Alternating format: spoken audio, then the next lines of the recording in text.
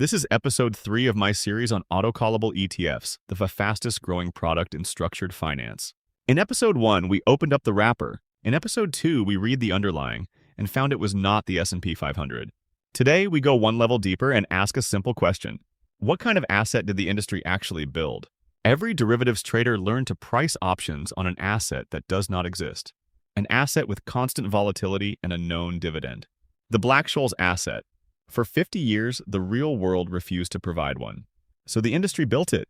And the underlying inside the Autocallable ETF is the closest thing to the textbook asset ever listed. Feature number 1.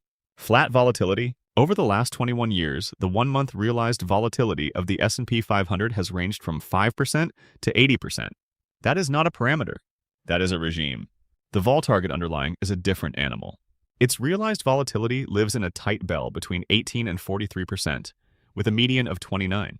And volatility clustering, the curse of equity gamma, essentially disappears. The autocorrelation of squared returns drops from 0.33 to 0.01. Volatility becomes a parameter, not a forecast. Feature number 2. A fixed dividend. The 6% per annum deduction replaces the other great unknown, which is dividend risk on a 5-year note. European desks solved this years ago with decrement indices. No dividend futures to source. No estimation risk, ever.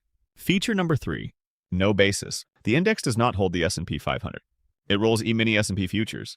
So the trader's hedge instrument is the underlying itself. No cash futures basis. No repo uncertainty. No financing spread to manage over 5 years. The most liquid contract on earth, hedging itself. And feature number 4. It prices like the textbook. I ran a test.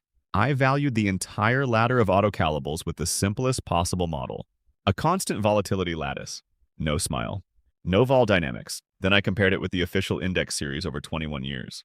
The correlation of rolling 12-month returns came out at 0.946. Try that experiment on autocallables linked to the S&P itself and it fails immediately. This underlying behaves like the model because it was engineered to. So why build such a thing? Because hedgeability is money. No Vegas surprises. No skew to manage. No dividend risk. No basis. That means lower hedging margins, and those savings surface as the fat headline coupon. The design is not a trick. It is the entire commercial engine. But 2 transfers make it possible, and both are visible in the data.